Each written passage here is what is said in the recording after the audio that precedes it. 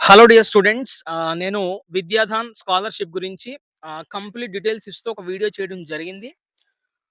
అయితే అందులో కమెంట్స్ నేను చెక్ చేస్తున్నప్పుడు వాటిని సమ్మరైజ్ చేసినప్పుడు కామన్‌గా నాకొచ్చిన కమెంట్స్ ఏంటంటే అందులో, "సార్, విద్యాధాన్ స్కాలర్‌షిప్‌కి కేవలం ఇంటర్మీడియేట్ చదివే విద్యార్థులే అర్హులా? లేదంటే పాలిటెక్నిక్‌కి వెళ్ళేవాళ్ళు కూడా అప్లై చేసుకోవచ్చా?" అని చెప్పేసి ఈ డౌట్ తరచుగా చాలామంది కమెంట్ కమెంట్ చేయడం జరిగింది. సో, దీనికి క్లారిఫికేషన్ చేస్తూ నేను ఈ వీడియో చేయడం జరుగుతుంది.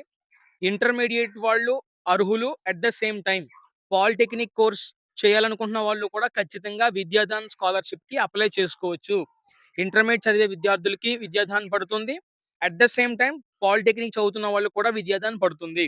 అయితే ఎవరికి పడాలి అనేది ఖచ్చితంగా వీళ్ళు టెస్ట్ ఒకటి పెడతారు.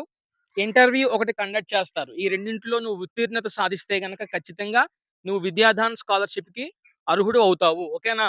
ట్రిపుల్ ఐటీకి వెళ్ళే వాళ్ళకి మాత్రం ఈ విద్యాదాన్ స్కాలర్‌షిప్ అనేది వర్తించదు. ఓకేనా? Thank you very much.